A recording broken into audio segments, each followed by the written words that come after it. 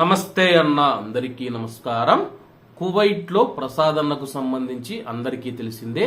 అలాగే అన్న వచ్చేసి ఇండియాకు వచ్చి ఏం చేశాడని చెప్పేసి గత 2-3 రోజులుగా న్యూస్ ఛానల్ గానీ యూట్యూబ్ ఛానల్లో గానీ సోషల్ మీడియాలో అయితే అందరికీ తెలిసిందే.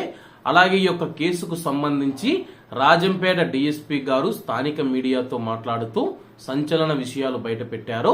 అలాగే ఈ యొక్క మాటలు నమ్మవచ్చా లేదా అని చెప్పేసి చాలా మంది అడుగుతూ ఉంటే, అలాగే రాజంపేట డిఎస్పీ గారు మాట్లాడుతూ ప్రసాద్ అనే వ్యక్తి కువైట్ లో యూట్యూబర్ అని చెప్పేసి అతను అనేక రకాల వీడియోలు చేస్తాడు. అలాగే అతను అత్యుత్సాహంతో ఫేమస్ అవ్వాలని చెప్పేసి అతనైతే ఇండియాకు వచ్చేసి ఇలా చేశాడని చెప్పేసి, అలాగే వాళ్ళు ముందుగా ఓబులవారిపల్లికి పోలీస్ స్టేషన్ కు వెళ్ళినప్పుడు ఎస్ఐ గారికి తమ యొక్క బిడ్డ పైన లైంగిక వేధింపులు జరిగాయని చెప్పేసి వాళ్ళైతే చెప్పలేదని చెప్పేసి, అలాగే మా బిడ్డను మేము తీసుకొని పోవాలి, అలాగే నా బిడ్డను నేను తిరుపతి హాస్టల్లో ఉంచుతాను, అలాగే వీళ్ళెవరూ అక్కడికి వెళ్ళకూడదని చెప్పేసి ప్రసాద్ అన్న భార్య చంద్రకళ గారు ఓబులవారిపల్లి పోలీస్ స్టేషన్ లో తెలిపారని చెప్పేసి, ఒకవేళ ఆమె అప్పుడే గాని నా బిడ్డ పైన లైంగికంగా వేధించారని చెప్పి ఉంటే కానీ వాళ్ళ యొక్క భార్యాభర్తలు ఇద్దరిని మరియు అలాగే యొక్క 59 ఏళ్ల ఆంజనేయులు ఎవరైతే ఉన్నారో అతన్ని మేము పోలీస్ స్టేషన్ లో అరెస్ట్ చేసి జైలుకు తరలించేవారమని చెప్పేసి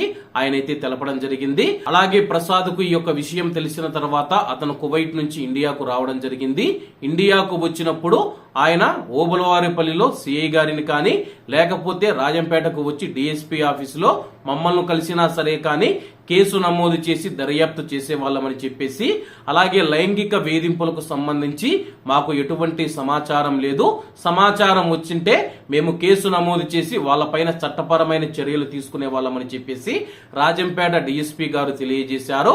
అలాగే ఇక్కడ ముఖ్యమైన విషయం ఏంటంటే, ప్రసాద్ అన్న మరియు ఆయన యొక్క భార్య చూసుకుంటే పోలీస్ స్టేషన్ కు వెళ్లినా మాకు న్యాయం జరగలేదని చెబుతూ ఉంటే, పోలీసు వారు మాత్రం లైంగిక వేధింపులు జరిగినట్లు మాకైతే తెలియలేదని చెప్పేసి, అలాగే ఓబులవారిపల్లి ఎస్ఐ గారి సమక్షంలో వీళ్ళ మధ్య కూడా ఒక డీలింగ్ జరిగిందని చెప్పేసి బయట చూసుకుందాము, పోలీస్ స్టేషన్ లో వద్దని చెప్పేసి జరిగినట్లయితే కూడా సమాచారం వస్తుంది. అలాగే ఈ యొక్క వార్తలను కూడా డిఎస్పీ గారు ఖండించడం జరిగింది. పోలీస్ స్టేషన్ లో మేము అటువంటి సెటిల్మెంట్లు చేయమని చెప్పేసి, ఆ పాప పైన లైంగిక వేధింపులు జరిగాయని చెప్పి మాకు సమాచారం అంది ఉంటే మేము వెంటనే కేసు నమోదు చేసి నిందితుడి పైన చట్టపరమైన చర్యలు తీసుకునే వారిమని చెప్పేసి డిఎస్పీ గారు తెలియజేశారు. అలాగే ప్రస్తుతం ఈ యొక్క విషయం మనం చూసుకుంటే సోషల్ మీడియాలో సంచలనంగా మారింది. అలాగే మీరు డిఎస్పీ గారు చెబుతూ ఉన్న మాటలు నమ్ముతూ ఉన్నారా లేదా అని చెప్పేసి కామెంట్ రూపంలో తెలియజేయండి. కాబట్టి అందరూ బాగుండాలి, అందులో మనం ఉండాలి. అందరికీ నమస్తే అన్న, జై హింద్.